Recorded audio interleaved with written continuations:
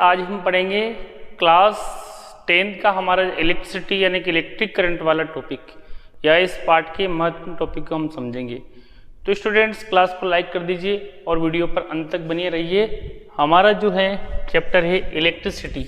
तो देखिए इलेक्ट्रिसिटी क्या होती है।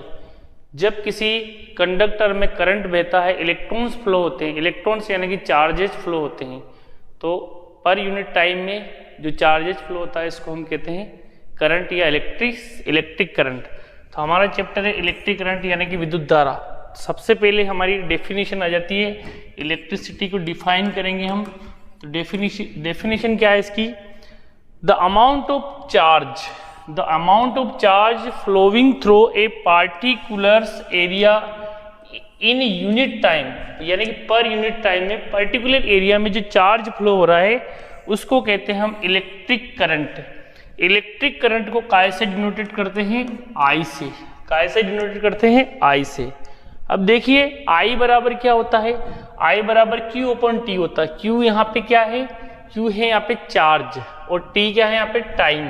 तो देखिए क्यू बराबर इलेक्ट्रिक चार्ज होता है और यूनिट ऑफ जो चार्ज की जो होती कुलाम, यानी कि आवेश की जो इकाई क्या है? कुलाम है, और टाइम का मात्रक क्या है? सेकंड। तो देखिए यहाँ पे सी यानी कि कुलाम और टाइम यानी कि सेकंड। तो कुलाम बटे सेकंड बराबर क्या हुआ? एम्पियर। क्या हुआ? एम्पियर। तो देखिए कुलाम बटे सेकंड बराबर एम्पियर। तो यहाँ पे टी टाइम है, आई यहाँ पे करंट है, तो ऐसा यूनिट ऑफ आई बराबर है एम्पियर। यानी कि विद्युत धारा की ऐसा यूनिट क्या है? सिस्टम ऑफ इंटरनेशनल यूनिट क्या है? एम्पियर है। क्या है? एम्पियर। तो देखिए करंट जो होता है, करंट मीन्स मेजर्ड बाय, तो जो करंट होता है ये जो मेजर्ड किया जाता है, ये किसके द्वारा मेजर्ड किया जाता है? ये आमीटर द्वारा मेजर्ड किया जाता है। यानी कि आमीटर के सहायता से, आमीटर वह यंत्र है, वह डिवाइस है, वह इंस्ट्रूमेंट है कि जिसकी सहायता से हम इलेक्ट्रिक करंट को मेजर करते हैं, और इसकी यूनिट क्या है? एम्पियर है। काय में यूनिट नोट करते हैं इसको? एम्पियर में। और आमीटर को इलेक्ट्रिक सर्किट के क्रम में हमेशा सीरीज क्रम में जोड़ा जाता है, यानी कि श्रेणी क्रम में जोड़ा जाता है। ठीक है, अब देखिए यहाँ पे ये है हमारा एक सर्किट डायग्राम है। इसमें आमीटर देखिए सर्किट क्रम में है, सीरीज क्रम में है। ये है हमारी बैटरी। क्या है? ये बैटरी है, यानी कि यहाँ पे बैटरी दी हुई है। तो देखिए BATTERY बैटरी। और ये जो है एक रेजिस्टेंस दिया हुआ, ये है पोटेंशियल डिफरेंस नापने के लिए वोल्टमीटर है, और यहाँ पे आमीटर है, और एक कुंजी है, और इसमें करंट बह रहा है। इलेक्ट्रॉन्स जो है होते हैं, ध्यान रखिए, इलेक्ट्रॉन्स जो होते हैं वो जो है करंट के विपरीत दिशा में बहते हैं। इलेक्ट्रॉन हमेशा करंट, क्योंकि इलेक्ट्रॉन के ऊपर होता है नेगेटिव चार्ज, और इलेक्ट्रॉन पर जो चार्ज होता है वो होता है 1.6 × 10⁻⁻19 कूलाम के बराबर होता है। तो इलेक्ट्रॉन हमेशा बैटरी के नेगेटिव से पॉजिटिव की तरफ, जबकि करंट हमेशा, इलेक्ट्रिसिटी हमेशा प्लस से माइनस की ओर मूवमेंट करती है सर्किट में। तो ये देखिए in a circuit the direction of current is always taken as opposite direction of electrons. यानी कि अगर इलेक्ट्रॉन्स की बात करें, इलेक्ट्रॉन इधर मूवमेंट कर रहे हैं इस तरफ, तो करंट इधर मूवमेंट करेगा। तो इलेक्ट्रॉन इधर मूवमेंट करेंगे तो इलेक्ट्रिसिटी इधर मूवमेंट करेगी। इलेक्ट्रॉन हमेशा बैटरी की पॉजिटिव पोल की ओर, और करंट हमेशा नेगेटिव पोल की ओर मूवमेंट करता है। ये आपको ध्यान रखना है। And current always flow positive terminal to negative terminal, यानी करंट जो होता है हमेशा क्या करता है? इलेक्ट्रिक करंट हमेशा पॉजिटिव टर्मिनल से नेगेटिव टर्मिनल की ओर जाता है या फ्लो होता है। तो यहाँ पे इंपॉर्टेंट बात है। अब हम एक कूलाम चार्ज क्या है? तो देखिए Q बराबर होता है NE।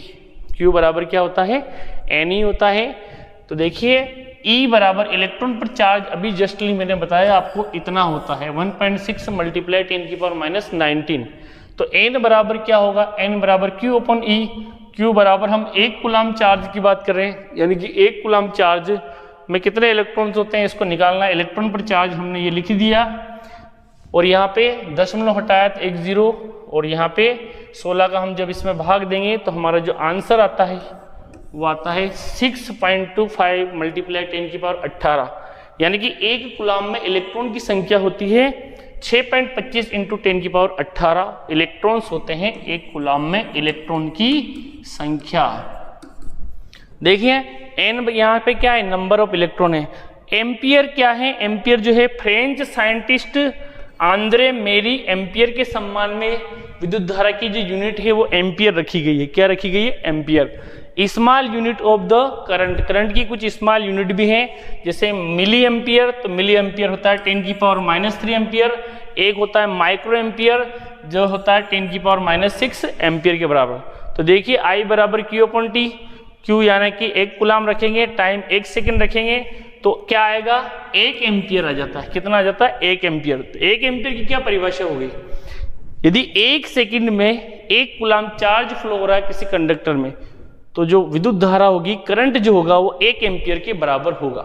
तो देखिए 1 एम्पियर या 1 ampere is the current when 1 coulomb charge is flow in 1 second from a wire यानी कि कंडक्टर, यानी कि किसी वायर में से 1 कूलाम चार्ज फ्लो हो रहा है 1 सेकेंड में, तो हम कह सकते हैं कि करंट जो होगा वो 1 एम्पियर के बराबर होगा। अगला आता है पोटेंशियल डिफरेंस यानी कि विभवांतर, इसको हम विभवांतर भी कहते हैं, जिसको पोटेंशियल डिफरेंस कहा जाता है इंग्लिश में। तो देखिए पोटेंशियल डिफरेंस क्या है, the potential difference between 2 point in a circuit is the work done to move a unit charge from 1 point to another point, यानी कि एक पॉइंट से अनदर पॉइंट तक जो चार्ज होता है उसको फ्लो कराने के लिए जो किया गया कार्य होता है, जो वर्क डन होता है, that is called potential difference. तो पोटेंशियल डिफरेंस बराबर होता है वर्क डन बटे चार्ज, वर्क डन बटे charge.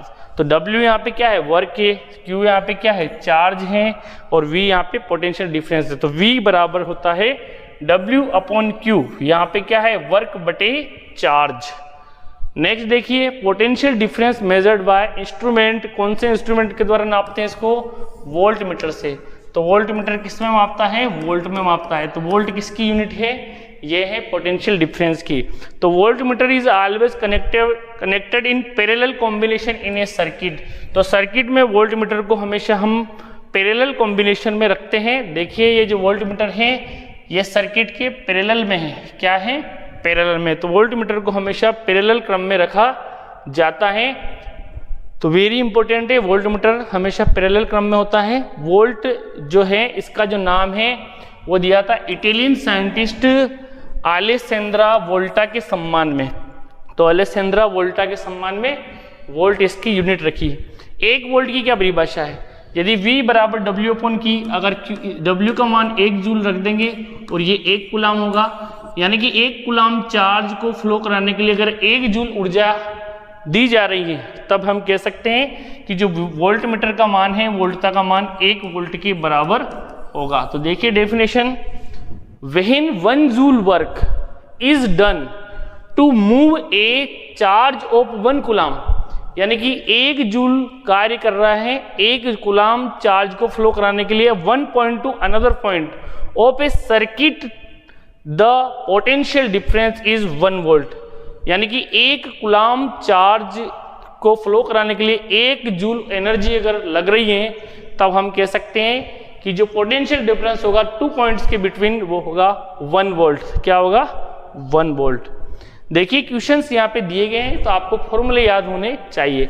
How much work done to move 2 coulomb charge in a circuit having 2 to 0 यानी कि 220 वोल्ट पोटेंशियल डिफरेंस। तो यहाँ पे हमें क्या दिया है, यहाँ पे दिया है पोटेंशियल डिफरेंस और चार्ज दिया हुआ है, तो हमें क्या निकालना है, वर्क निकालना है। तो V बराबर W/Q, तो W बराबर होगा V × Q। V का मान हमने रख दिया 220 और Q बराबर होता है 2 कूलाम। तो टोटल आंसर आया 440 जूल के बराबर। कितना आया, 440 जूल। तो ये इतना कार्य करना पड़ेगा। दूसरा सवाल है, if 10 coulomb charge is flowing from a circuit, अगर एक सर्किट में कितना चार्ज जा रहा है, 10 कूलाम। कितना जा रहा है, 10 coulomb. Then the circuit in 5 second, time कितना लग रहा है, 5 सेकेंड में 10 कूलाम चार्ज हो रहा है। तो कैलकुलेट द करंट, क्या निकालना अपने को, करंट यानी कि I निकालना। तो I बराबर होता है Q/T। तो Q बराबर होता है 10 कूलाम और T बराबर होता है 5 सेकेंड। तो इसको हम भाग देंगे तो आ जाएगा 2 कूलाम प्रति सेकंड यानी कि 2 एम्पियर। कितना करंट बह रहा है इसमें? 2 एम्पियर। कितना? 2 एम्पियर। तो यानी कि 2 एम्पियर हमारा करेक्ट आंसर हुआ। देखिए कुछ सिंबल हैं कॉमन कंपोनेंट्स इन सर्किट। तो देखिए बैटरी, तो देखिए अगर इस तरह का है तो ये क्या है? एक सेल है। क्या है? सेल। जब बहुत सारे सेल को आपस में जोड़ दिया जाएगा तो ये क्या बन जाएगी? ये बन जाएगी बैटरी। क्या बन जाएगी? बैटरी। तो बैटरी कब होती है? Combination of more than 2 cell. More than 2 cell को कॉम्बिनेट कराएंगे तो वो क्या बन जाएगी? बैटरी। बैटरी की एक तरफ पॉजिटिव होगा तो एक तरफ नेगेटिव पोल होगा। तो देखिए सेल, तो ये एक सिंगल सेल है और ये बन गई बैटरी। ये 3 सेल की बैटरी है, ये एक सेल है। इलेक्ट्रिक बल्ब के लिए ये सिंबल है, यानी कि ये इस तरह का अगर दे रखा है अगर सर्किट में तो ये इलेक्ट्रिक बल्ब का सिंबल है। स्विच के लिए तो स्विच, ये कौन सा स्विच है? ये है क्लोज स्विच। कौन सा स्विच? क्लोज, यानी कि बंद है। और अगर मान लीजिए इसमें बीच में डॉट नहीं लगा हुआ तो ये कौन सा है? ओपन स्विच है। कौन सा? इसको हम की भी कह सकते हैं, की यानी कि स्विच। अगला देखिए वायर जॉइंट। यदि इस तरह का सर्किट है और बीच में जॉइंट है तो ये वायर जॉइंट है, और बीच में अगर इस तरह का निकल रहा है तो ये क्या है? क्रॉस वायर है। कैसा वायर है? Cross wire. रेजिस्टेंस का जो है ये सिंबल है रेजिस्टेंस के लिए इस तरह का, ये है R। प्रतिरोध, रेजिस्टेंस जो होता है करंट का अपोजिट होता है, यानी कि barrier in current is called resistance. Ammeter जो होता है उसको इस तरह से शो किया जाता है, यानी कि A से डिनोटेड किया जाता है, जबकि वोल्ट मीटर के लिए V से डिनोटेड किया जाता है। और रियोस्टेट यानी कि ये क्या होता है? धारा नियंत्रक होता है, प्रतिवर्ती धारा होता है, धारा नियंत्रक होता है जिसको रियोस्टेट कहते हैं। तो इसका सिंबल ये है, इसको इससे डिनोट किया जाता है, या RH से भी लिखते हैं इसको। तो ये क्या करता है? जब हम प्रतिरोध बढ़ाएंगे तो धारा का मान कम हो जाएगा, प्रतिरोध कम करेंगे, रेजिस्टेंस कम करेंगे तो करंट बढ़ जाएगा। तो इस तरह से हमने कुछ महत्वपूर्ण साइंस के इम्पोर्टेंट क्वेश्चंस या इम्पोर्टेंट टॉपिक इस वीडियो के माध्यम से इस क्लास में समझे। आगे का हम स्टेप बाय स्टेप समझेंगे। Thank you.